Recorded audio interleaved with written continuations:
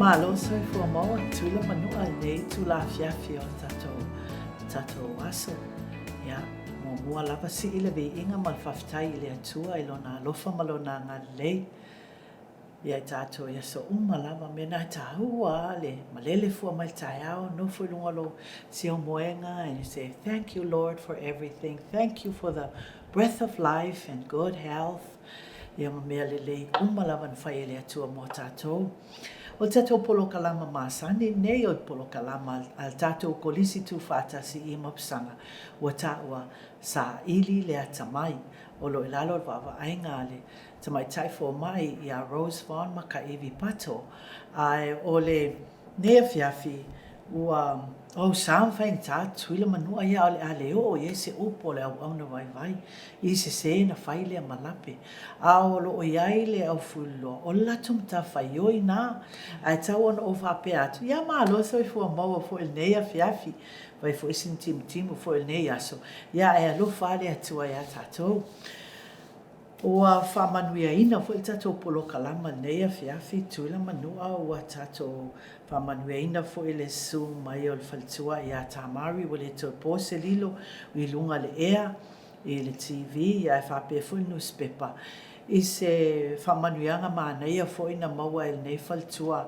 I le whainga o langa short story in Samoan a o le af I Samoa o le ofisa o e ngalue aia I a Tamari o le ASCC o le Samoan Studies a wha Samoa ina o ofisa o onga masuenga Samoa o kase maangai o levanu umana oe e afu e wala ulia mai le ofisa nei I tatou polo kalama wai e sile tā ua fo I o lato ngaluenga ma tautua fo I tatou kolisi tu fatasi moa tatou whanau ai me se tutuila ma manua ai al atu le avanua I whalitua e a Tamari mulitalo chan e af chan shan ia e se e ona saunoa mai fo I le nei whamanuianga mānaia o whapa ia ina fo ia na ia I le nei Tusitala.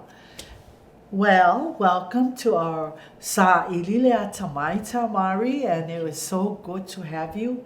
Ia se whai so saunoanga foi I le tusinga tala lea sa e awai ma wai foi lo whamanuianga I le nei competition. Whaftai Fatima. A ele upu masani la tu e whapea. E le whalala fose niu. Pe nofo tangata sangi fia. E ele mafo anga. O langona la le ngang whaatia nei tu la ona o wala au al kolisi. Ona al kolisi whaatasi nei ro unga lue ai. E whaatahu ai ia mata utau Samoa. E nei tai au. Ia o mai ona Samoa le whale tua. Whaatalo whaatuai. A tau ona whapea atu. Mahalo le soifua maua. Mahalo le malanga. Mahalo le saili I whawhiangainga. Mai lato uma o loo nono manu o walmani o Samoa. Le whale se fulu mal mo tu sa. Tapua inga tu mua puli. Ai mai se so se vaenga la no ki lope lo maua mai tato whasalama. Whaatalo whaatu le swako Yesu. O le auna tato I kalesia ia mo le tato ofisa. O le neitu la ofisingia ona o le whailonga le na maua. Langona le nganga whangaetia. Ma le nganga whaaftai. O le whailonga lea. Ua tolu ni tau sanga o tama whai ia maua lea whailonga. Ma le whailonga sili atu. O le manu maa loa wao. O le fsosoni mai le sunga ia poi mangeo. Se tasi fo o Tusitala le atunuu ma whai musika. Lea na amatai ona o anga I tusi o tala ma la fo le Samoa Observer. O le ngola o le pokalama o le Samoa Observer Tusitala Writing Competition. E tolu la vaenga e anga I ai.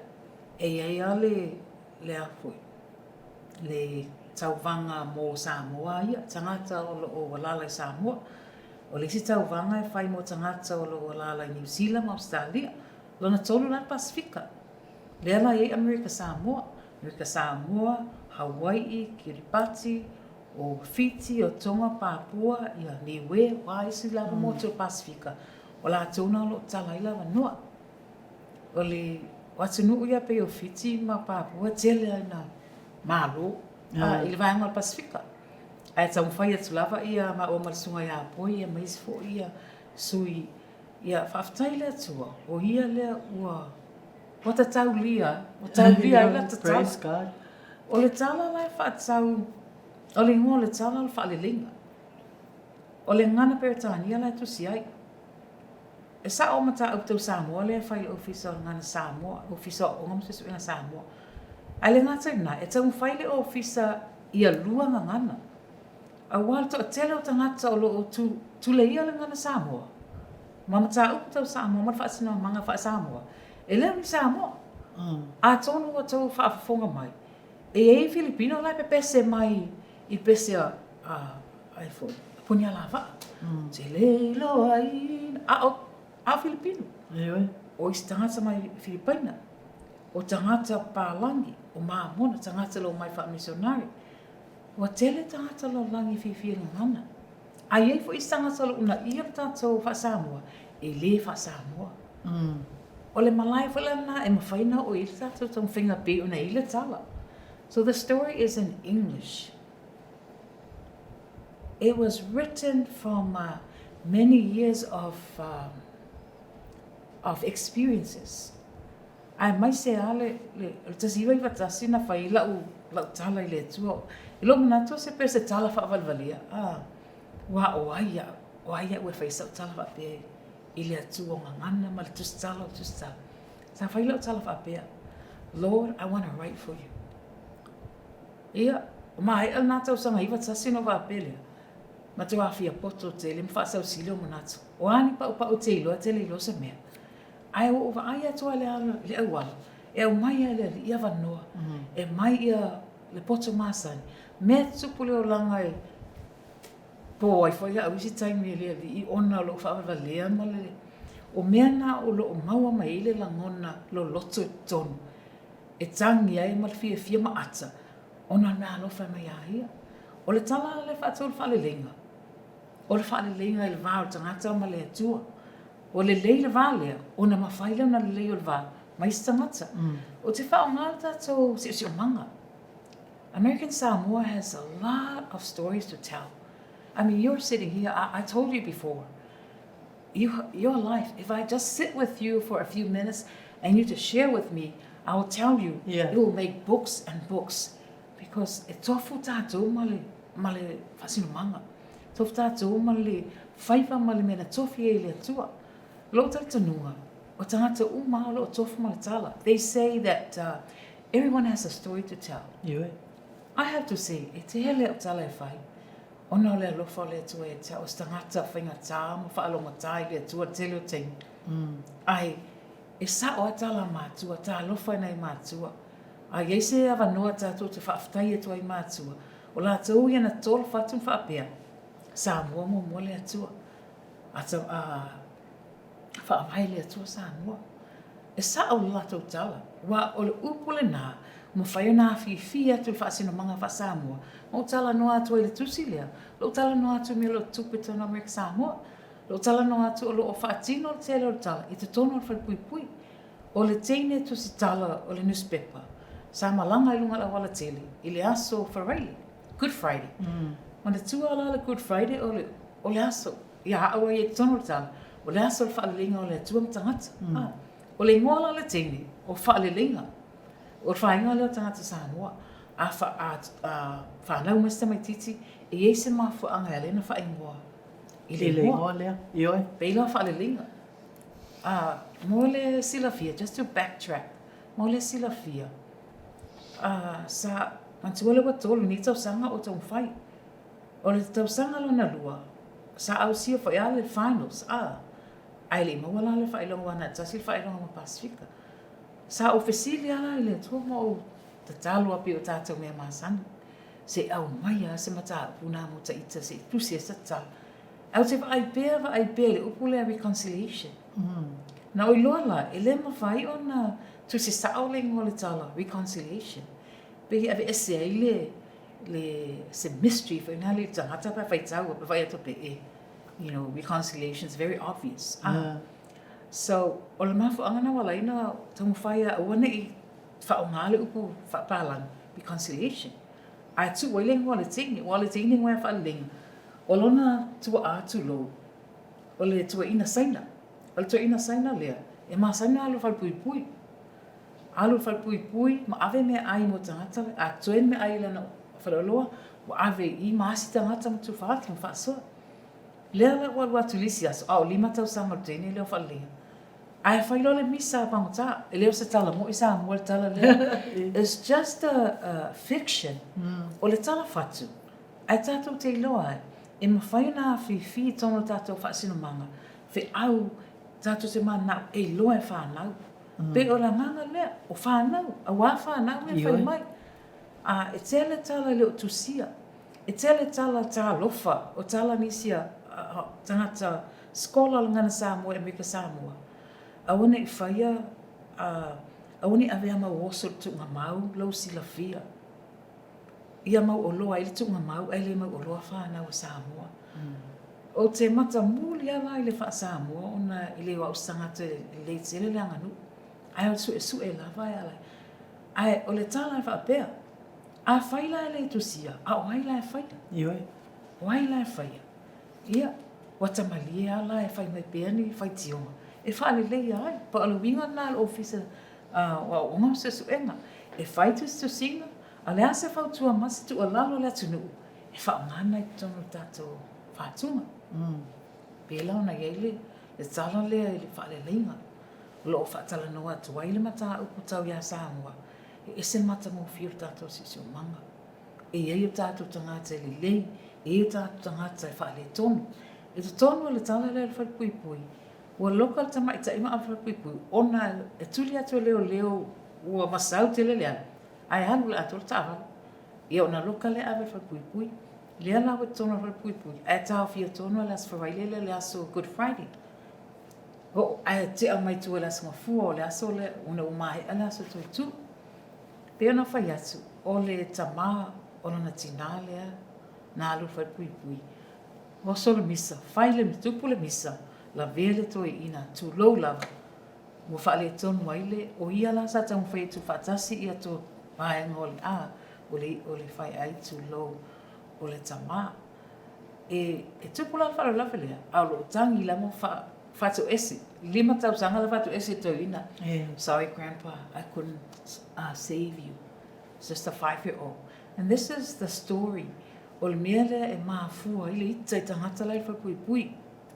Mele alaina hita ava aipea. She's a court reporter, so she writes a lot of stories about a court. Mele tupu I whakui pui. E fia tusi awa o tangata ia na mafua ina ita toe ona maliule toe ina.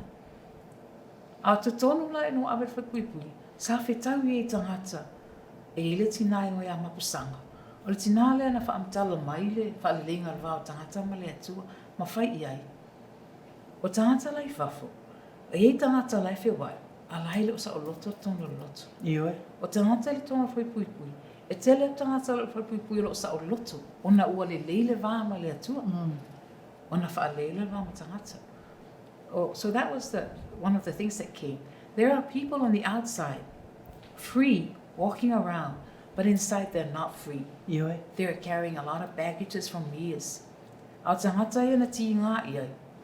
La was a loto la tuma. They've moved on. Yeah, they've. So it's part of that. People vaenga na tamu whainga. E mamoli atu le upu te tonu. Le upu. Ia whaile wha le lenga le wā tātou mo le atua. O a mela atu pe tonu whai pui pui. Wal watu. As an ex-boyfriend of hers. Lea ua sui le o langa. Sa hipi mo mua le ufai sea. E rai watu e tāra ita le le. O iana le whaia lotu la sao le toe tu. O le upula na au mai, ma le mulmulunga o vai. Nā lai ona tangi lea ma whamamulu uma ia mea sa mawhai ai. Ma tangata le tonu whapupui, sa lato talanoa whatasi ma mawaile suinga le alona lotu. So that is basically the story. is using our Samoan environment. There's such a lot of beautiful things to talk about in this. You know, ele whai fo ele tua te tuila manua. O le tala wha sol pito ai o tuila manua. Sa fili el malo tele ono le tatou o le tatou wafo. O le tatou wafu. Yo. Sa whai ma e malu mai ai. Ia mo lau malanga wha tangata ola. O te tuila manua. Wa whai ma no fohanga e to manga mai ai. O te to'o mamalu ai. Ono nisi whai whawhita ui. Lea lai maa fwai le tala. It's a story of reconciliation. O lo o tā ua whai tono tala lea. Ne whaale leinga le wā o tangata missionary Samoa. Sao e whai whaale leinga ma tangata e Vanuatu. A tono sila fia la tunuu. O Vanuatu sa iai nisi o tātou missionary na mali wai. Yo. Nau mai la tangata e tui fo ia tun tangata Samoa. Whai se la tō whaale leinga. Peila o le Tamai o ka whau olo, sunga whaawhenga o ka whau olo. Na awea whau tuanga ma le tuolalo. Ia whai whaapea le whaalelenga na. Nā la ina whai whaalelenga. Ia saila le tine mai oi pango saiai le missionary saiai le whaalelenga lea. A tonu e ini se o tu e mana o le YouTube. Lei te tonu reconciliation o Vanuatu. Lea te whaia tuai le waala o mai whafo ia le sunga ia whono le waia le.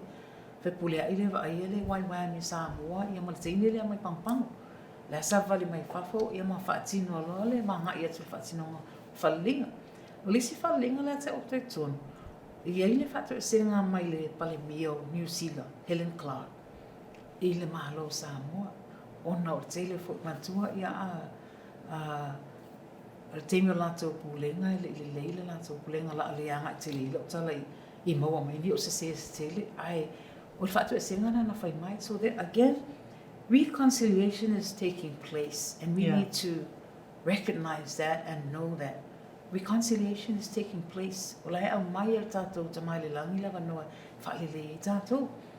Au lesi reconciliation na whai o I maoli. Lea tāu whai tono tala.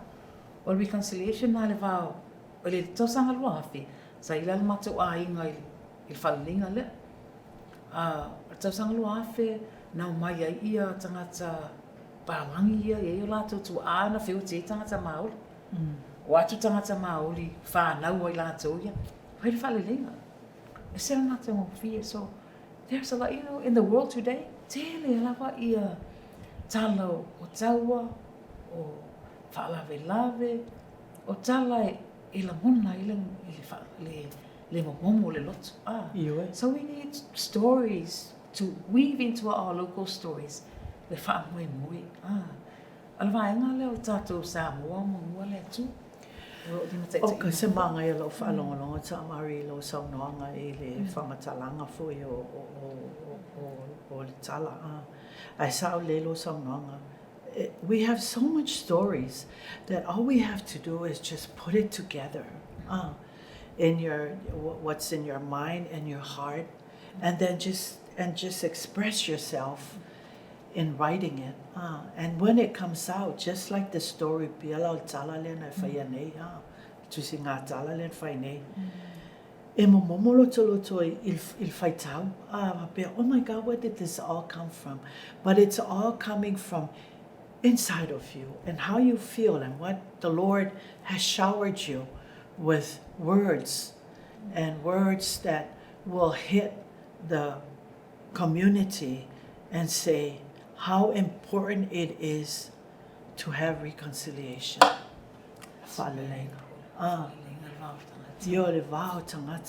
And it's so important to have that now. Lawa tu mai le atua teimi ia tatou. Ia tatou titilo iai o le teimi nei o le whaaleleinga. And it takes people like you that is gifted from God with all this writing and the knowledge in your heart and putting it all together as a story. And for us to read it, you just sit there and cry, you know, because the story is just hitting you right in the heart. And you're saying, that's what we should do. And like you said, e tele o tala, e tele tala, e mawhai ona tato no nofuma tusi, Te talo ili atua ia maini mawhauwhaunga lei, ma ia boto lo ta atamai ma lo ta lotu ma lo ta mawhauwhau, ili tu unga whātasi o le tala. Thank you so much for. I'm just sitting here and I don't want to interrupt with her. It's so wonderful coming from a professional person.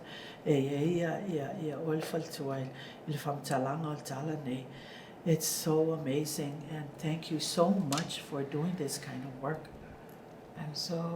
You're gifted from God, and this is what is happening here at the college, is having you here to teach our young ones and whoever that's yearning for this kind of learning.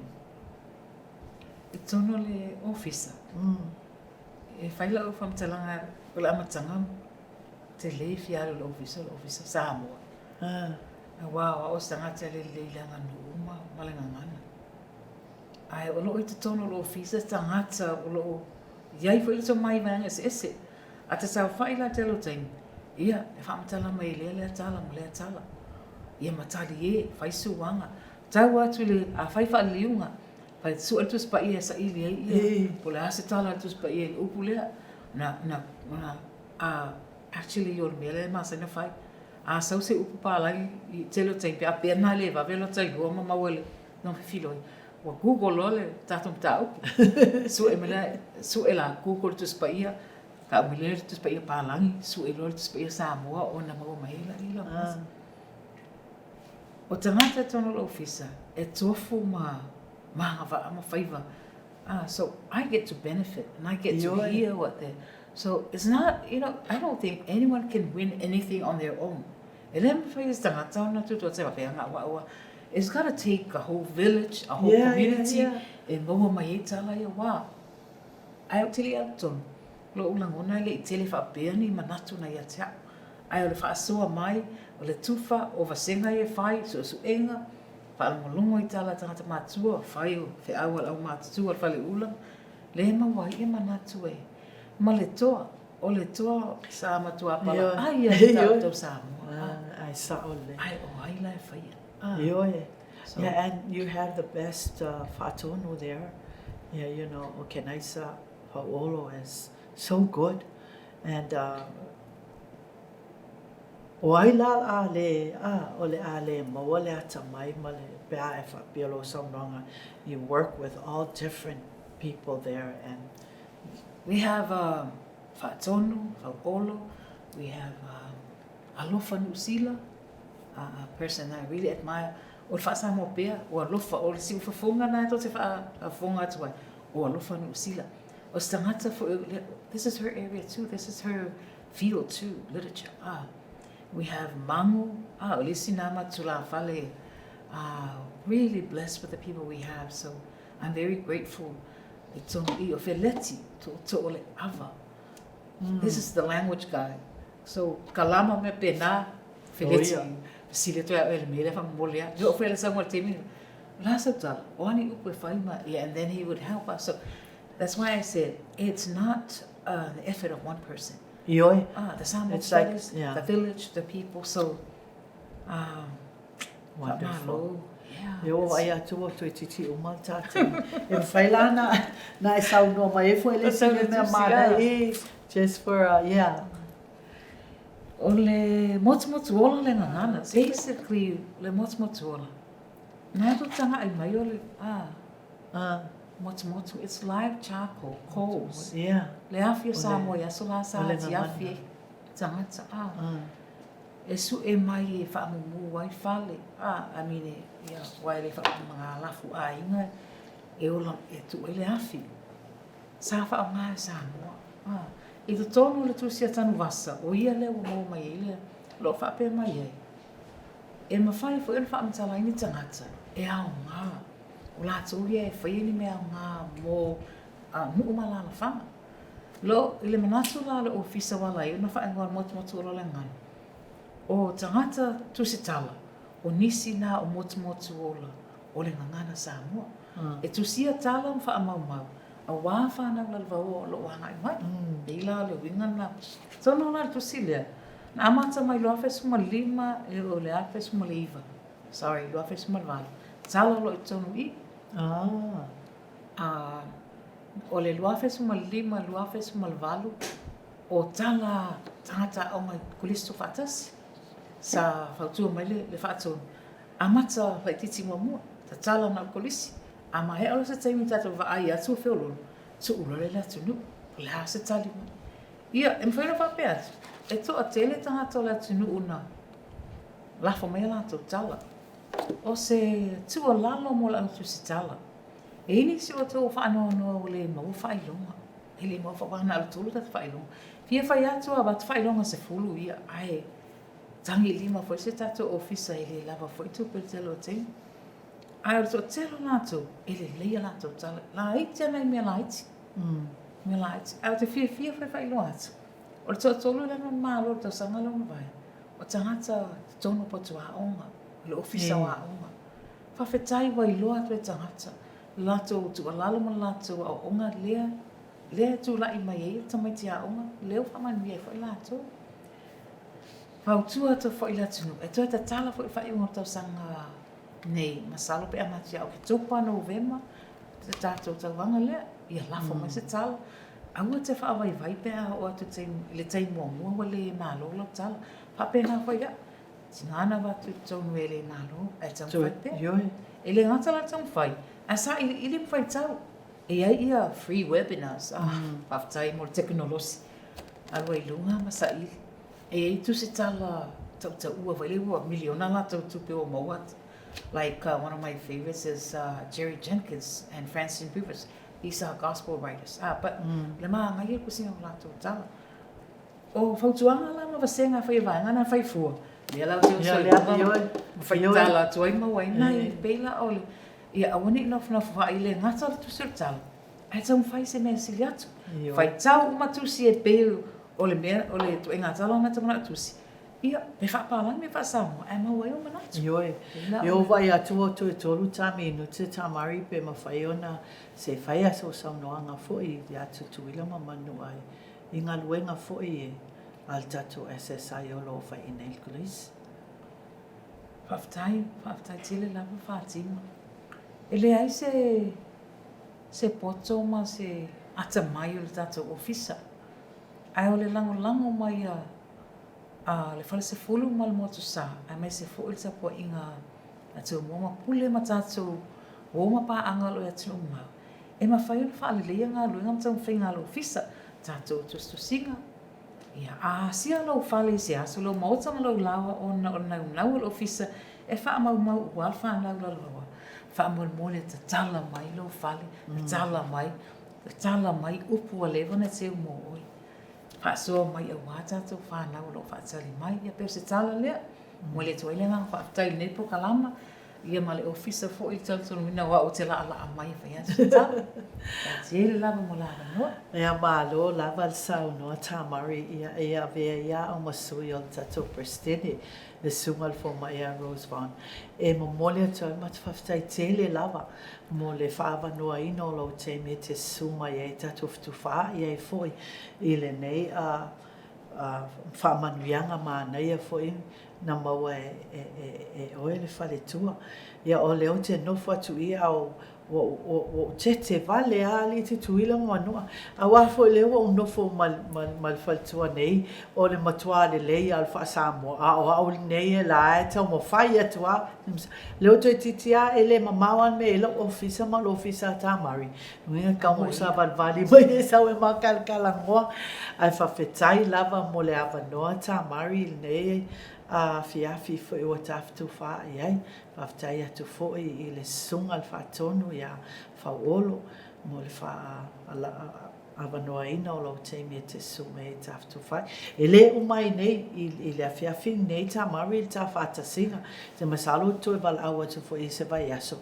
E se tu suma e te, because this is very important for us and our people of American Samoa to know all this.